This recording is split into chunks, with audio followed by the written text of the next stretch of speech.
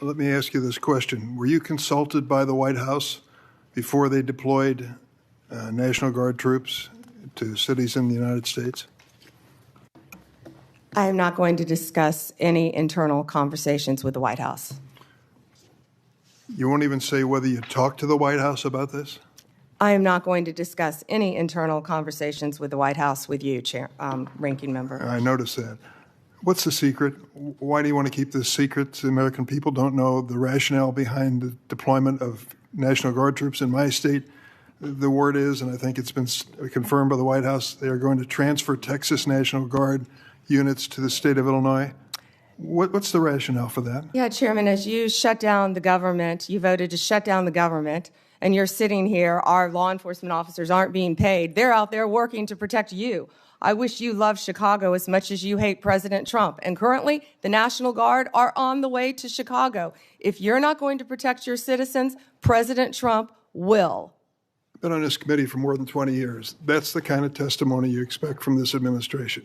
A simple question as to whether or not they had a legal rationale for deploying National Guard troops becomes grounds for a personal attack. I think it's a legitimate question. It's my responsibility. She refuses to answer as to whether she had any conversation with the White House about deploying national troops to my state. That's an indication, I'm afraid, where we are politically in this place. Let me ask you another question. I want to, if you will, hold on a second. Make sure I got the right page of facts here. You testified under oath when you last before this committee that before your appointment to Attorney General, you had served as a representative of some sort for the royal family of Qatar. There was an issue that came before you in May when President Trump accepted a $400 million luxury jet from the royal family of Qatar for temporary use as Air Force One before it's permanently gifted to the Trump Presidential Library Foundation. The Constitution unequivocally bestows on Congress the power to control whether any officer of the United States, including the President, may accept a gift, quote, from any king, prince, or foreign state, end of quote. And this gift clearly violates the statutory regime enacted by Congress. You've refused to answer a letter I sent to you 5 months ago asking the legal rationale you relied on to advise President Trump to accept this unprecedented gift from your former legal client. Can you make a promise today that you will disclose that? Disclose what, Ranking Member? I assume there was a letter or some sort of statement from your office to the White House to advise them that you felt it was permissible? First, to address my role with Qatar, as I addressed with you during my confirmation hearing, I disclosed it in my SJQ. In private practice, I worked for Qatar for anti-human trafficking for the World Cup. That was my only involvement, and I made that very clear, and I'm very proud of everything I've done with anti-human trafficking. Obviously, in preparing any advice for the President on a jet or anything else, we consult with the Office of Legal Counsel. The confidentiality applies to their input as well. And Chairman, if you would approve and vote to approve, as Chairman Grassley said, excuse me, Ranking Member, as Chairman Grassley said, my employees, we would answer your letters a lot faster, yet you're stalling them at every stop. And to go back to your previous question, your city has a murder rate 5 times higher than New York's. 571 homicides last year. If you were serious about protecting your people, you would be asking this administration for help. You're saying that we're coming into your state and your city. We're there to help make America safe and Illinois safe, whether or not you want to. I believe cutting federal grant programs to law enforcement in my state and across the nation does not make us any safer, and you've done just that. You've supplanted that decision by sending in National Guard troops to California and other places. That is a situation where the governors have not asked for that help. If you truly wanted to do this on a bipartisan basis, you wouldn't defy a governor, you would work with them. I'm prepared to do that.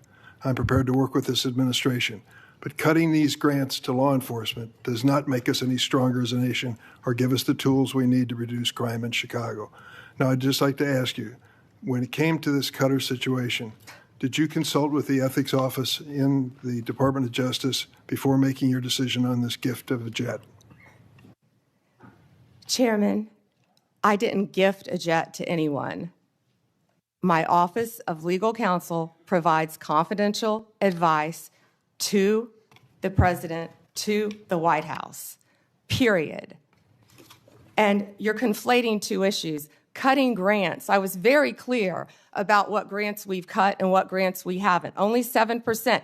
And if you have a grant in Illinois that you think that I've cut that is protecting law enforcement officers or your people, you personally call me and I will work with you to turn that grant back on. I think many of the Democrats here can tell you, I have worked with them to turn grants back on. There's an appeal process. Tell me a specific grant that I have turned off in Illinois that would help law enforcement, and I will work with you. But you have not done that. Did you take a look? The National Guard is on the way right now as we speak. Oh, by the way, so is Director Patel and Deputy Attorney General Todd Blanche. You're sitting here grilling me, and they're on their way to Chicago to keep your state safe. Madam Attorney General, it's my job to grill you.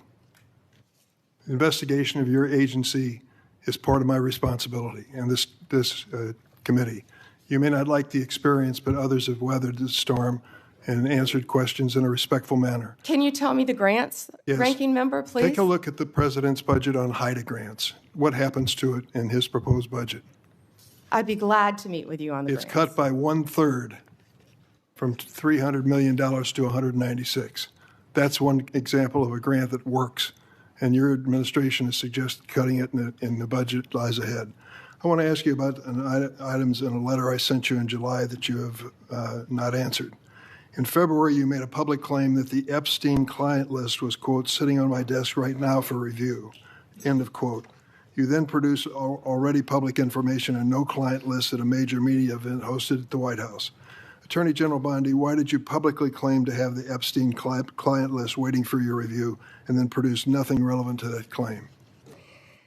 Senator Durbin, if you listen to my entire clip on that, I said I had not reviewed it yet, that it was sitting on my desk along with the JFK files, the Martin Luther King files, and I said I had not yet reviewed it. And if you see our memo on Epstein, you will see, excuse me, our memo on Epstein clearly points out that there was no client list, our July 6th memo. You also didn't let me respond to the HIDA question. The budget transfers $196 million for high-intensity drug trafficking areas to the Office of Justice Programs, OJP. The Justice Department will continue to administer those grants under OJP in 2026. Going back to the Epstein files, according to another whistleblower who made a protected disclosure to my office, you pushed the FBI to review approximately 100,000 Epstein-related records on an arbitrarily short deadline in March, and the FBI was directed to flag any documents that mentioned President Trump.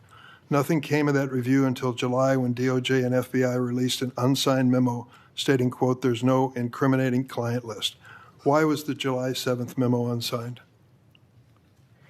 The July 7th memo came from the FBI and the Department of Justice. Director Patel answered those questions very clear.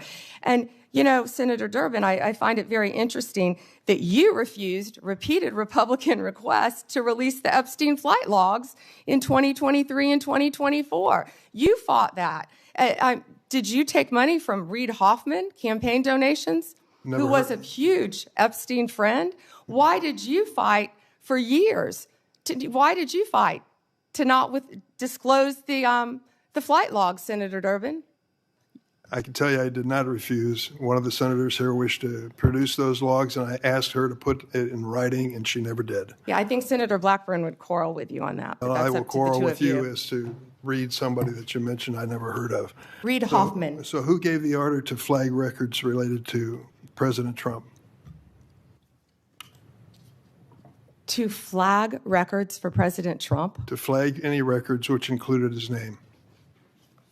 I'm not going to discuss anything about that with you, Senator. Eventually, you're going to have to answer for your conduct in this. You won't do it today, but eventually you will. I yield, Mr. Chairman.